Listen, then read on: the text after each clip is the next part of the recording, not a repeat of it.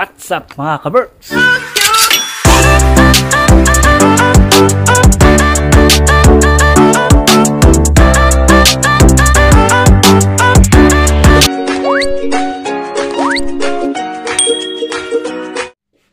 Good morning mga kaberks.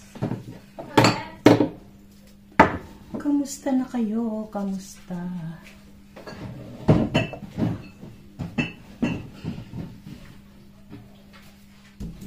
Magluluto ako ng beef.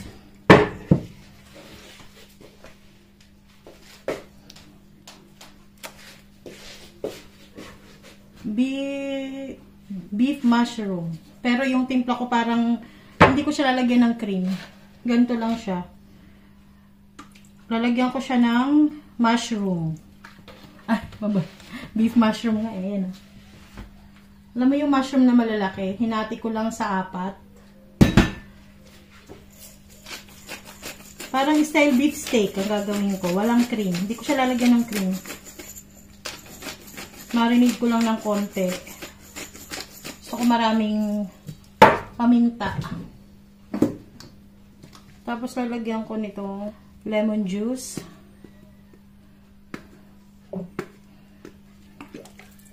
Mamarinate ko lang ng konti ito. Tapos oyster sauce. Ganyan na muna. And then, igigisa ko siya sa maraming bawang.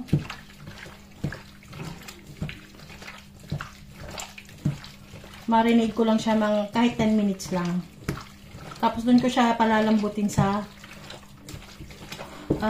pressure cooker. Kasi tanghali na mga kaberks. 10:45 na pala ng umaga. Pero kararating ko lang galing sa aking trabaho. Parang konti pa yung toyo. Today is June 7. Nakakalimutan ko na yung mga araw. Hindi ako pala bantay sa petsa ng mga kaberks. Kasi ako, pag ako ng ng buwan, yung araw ang binabantayan ko, yung araw ng pasok, ganun. Yung date, nakakalimutan ko na. So, ganyan muna, marinate ko saglit. After 10 minutes, saka ko siya iluluto na. Igigisa.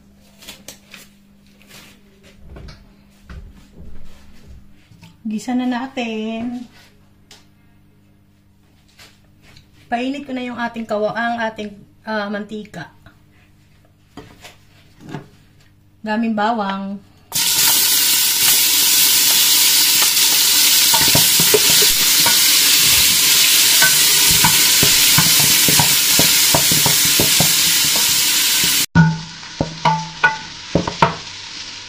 Ito na yung ating beef.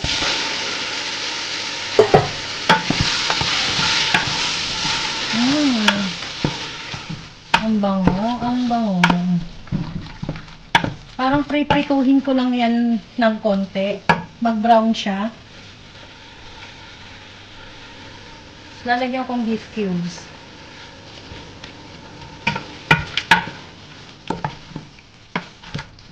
Konting parang prito siya muna. Hayaan ko muna siyang ganyan. Yan.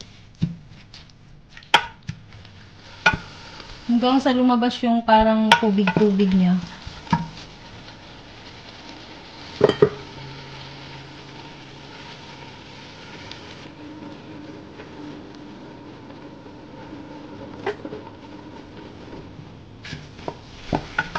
Yan, ganyan na siya, oh. So, ako ito dadagdagan. Dadagdagan ko ng konting toyo.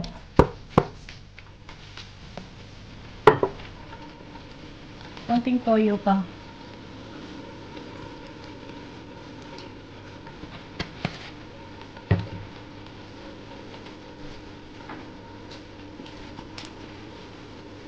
Tsaka tubig.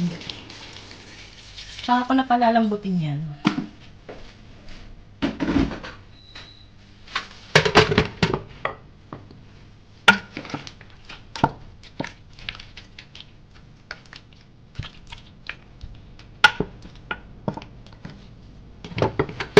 Takpan na natin. Kuluin natin to ng mga 20 to 30 minutes. Or 30 minutes.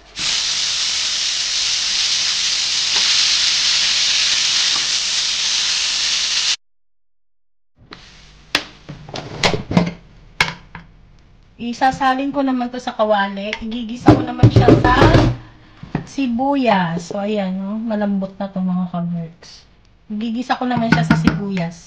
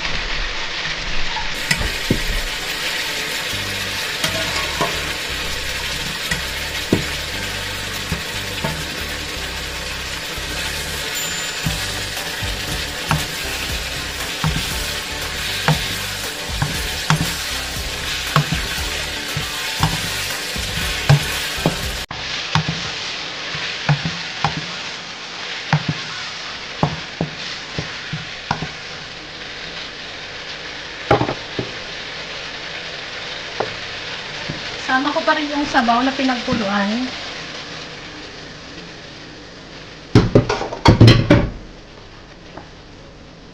Hayaan ko muna siyang ganito hanggang sa matuyo. Bago ko ilagay yung ating mushroom.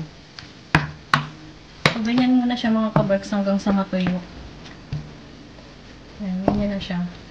Mamaya, lalagyan ko pa siya ng toyo.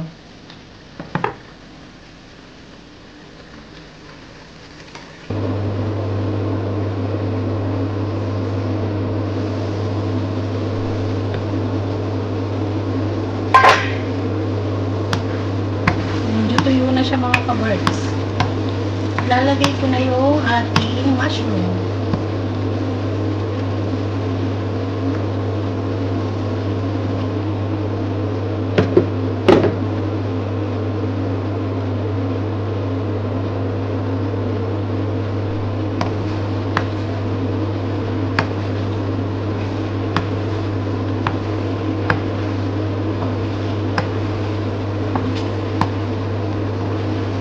Haluin ko lang ng konti.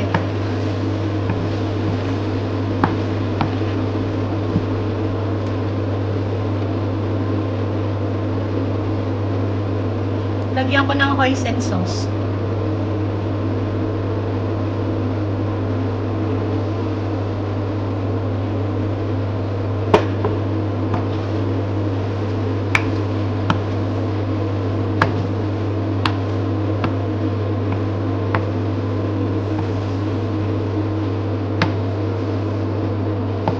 Tapos tatakpan ko lang ito mga ka-birds hanggang sa maluto na yung ating mushroom.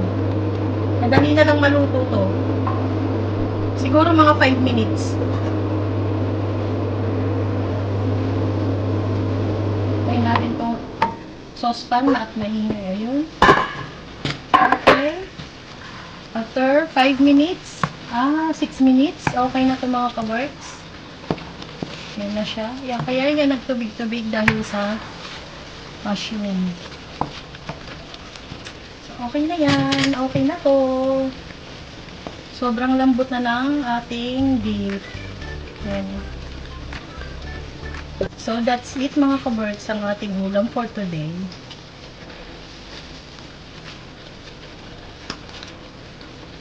Actually, pwede pa itong patuyuan ng gusto. Kaya ano lang ng konti. Konti lang ano pa. Hindi mo lang tatakpan yung ating kaldero. So, okay na ito mga ka-birds.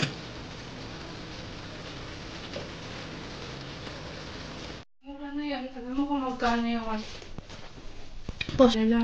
Malilikit lang. Maliliit to. For today's video mga ka-birds, titikman natin ang binake ni Reng sa school nila. So, ayan yung school nila. Binili. Pero, ikaw nag-bake nito lahat? Siya daw nag-bake, pero binenta sa inyo sa school. Bawal naman Ayun, may pangalan. So, tikman natin. Buksan mo na. Magkano bili mo dito? 9 euro lang. So, mura na to sa 9 euro. Ayan yung school nila, mga ka-Berks yan. Pero ilalay na gawa namin ganito eh.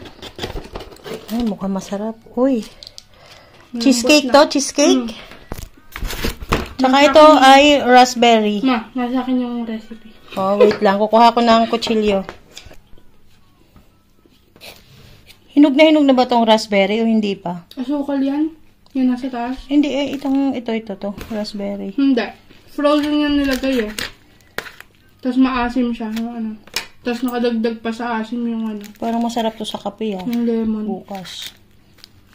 Ayan.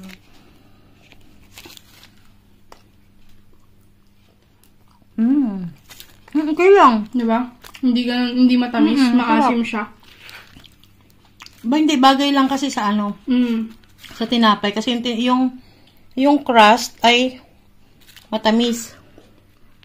Ano yung parang malinamnam? Ito, yung ibabaw niyan, asukal yan na nilusaw, nilagay sa taas. Kasi okay. frozen yung raspberry. Yan. Tapos ito, raspberry. Yung raspberry yung maasim, no? At saka may lemon yung yung cheesecake. Masarap siya rin. Next time magawa ka, blueberry ilagay mo sa toppings. Ayun nga daw sabi ng teacher eh. Kapag daw summer. Bukas ang gagawin namin yung ang tawag doon yung rhubarb, yung pangalan. Hindi ko pa natikman yun. Ayoko yun, yung asim. Masarap siya kasi nag-aagaw yung tamis at saka asim. Masarap to sa kape. Cheesecake. Yan.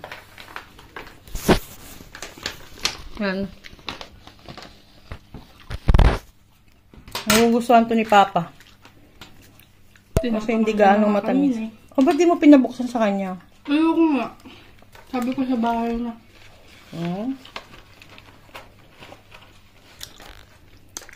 So, yun lang mga ka-Berks.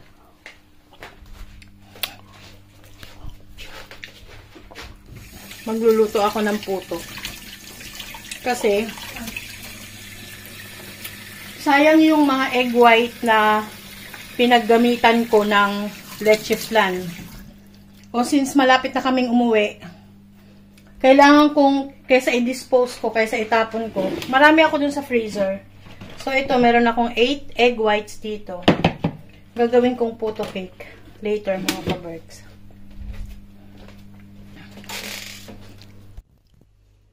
Yung aking mga halaman. Nare-repair yung blinds. Ayan. Papalitan ng tali. This one broken. I can check it also. Maybe this one is still okay. Ayan, nire-repair yung aming blinds. Ayan, oh.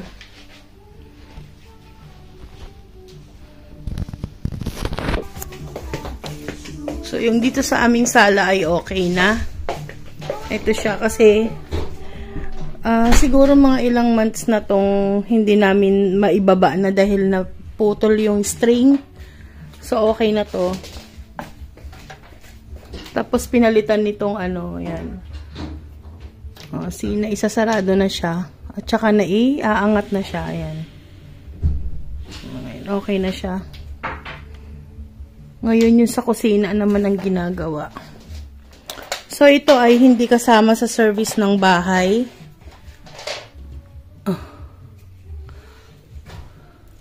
Hindi to kasama sa binabayaran namin tong blinds na to.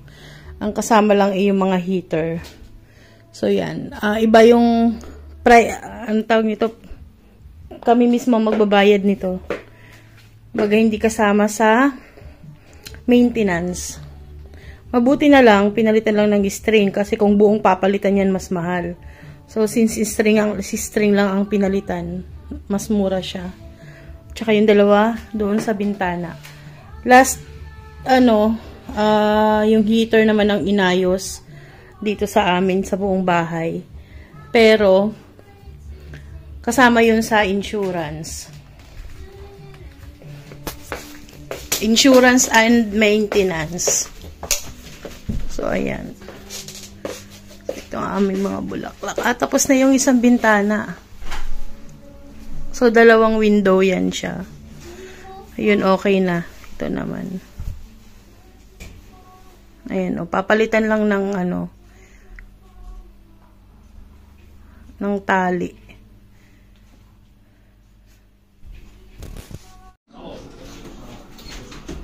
Himassa. Jos meillä oli, pidettiin lapset molemmat 2 tai 3-vuotiaat kotona. Tietämättä siitä mitään.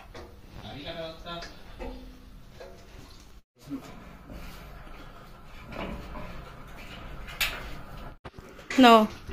Mas maganda na yung bulb niya ngayon, no, ganyan. Yan. Pinalitan nito. Tsaka thermostat daw. Yan, pinalitan nila ng yung bulb. Lahat ng heater, papalitan nila ng bulb at tsaka thermostat. Hindi pa yan. Ayan, no. So, 3 silang gumagawa dito sa bahay, mga ka-birds. Okay, hey, we'll be Mga going bago back na. twice today. Okay. The next day.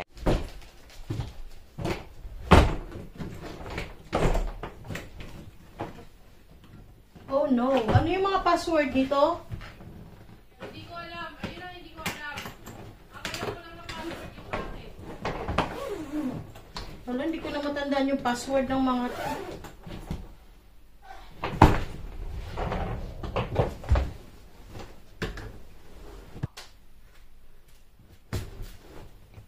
Tanongin mo si Papa kung natandaan niya. Wala, ayaw mabuksan nitong isa.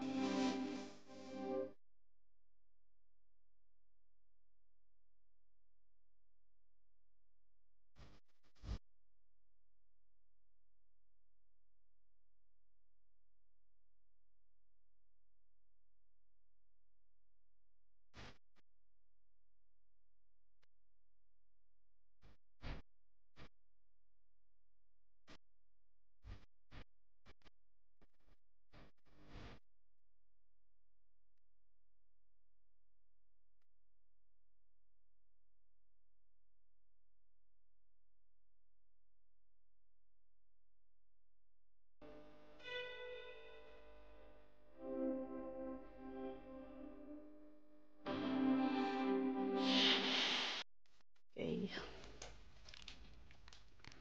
Timbangin natin. So, ilan? 21.6. So, that Sulat one... Isa pa? Isa pa. Ulit-ulit. 1, 2, 3. 21.6. Wait lang. 21. So, ito ay 21.6. So, kulang pa to. Itong isa... Ayan, nakaharap mo sa'yo. Yeah.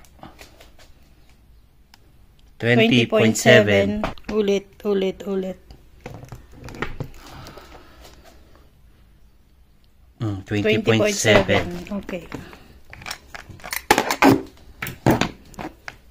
20.7. Eto, wala naman ito. Ililipat ko to kasi kulang to eh. Sige. Alanganin yan eh. May natawag. Ito for sure to. Ano na to? Puso mo Sagutin mo muna. Puso mo na yan. Kasi yung laman nito, ililipat ko yan dito. 9.1. Okay, 9.1. 0.1. O ito.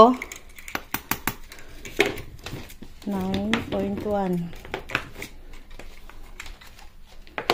Ito, alanganin yung size nito eh. Pabigat na eh, lab. 20.1. 20.1. So, ililipat ko yan dito. Para ito na. Tsaka yung isang ibang malaki laman na nito, yan. Ligay mo na dito. Isakto mo na to. Magtira ka ng tagi 1 kilo or ano. Kasi ito kulang puro sa chocolates kilo. to eh. Wag mo isaktong 25. Kasi Puro chocolates itong ano na to, yung laman nito. Eh, ito pa, ang dami pa nitong ilalagay ko, oh. Ito pa, oh. basta wag mo isaktong 25 yung bagay natin kasi 24. 24 something na or 24. Ito pa pala, ito yung galing kay La Julie. Yan. Madami-dami din to, oh. To. 10 pieces na ganito. Tsaka ito. Meron pa ako dun. Mga chocolates. So, ang mangyayari nito din, yung isang ganito natin, puro chocolate. So, sige na. Tapusin na natin tong ating mga bagahe. Tinanggal ko sa box yung mga sapatos. Para matapos na tong aking pagliligpit, mga ka-breaks.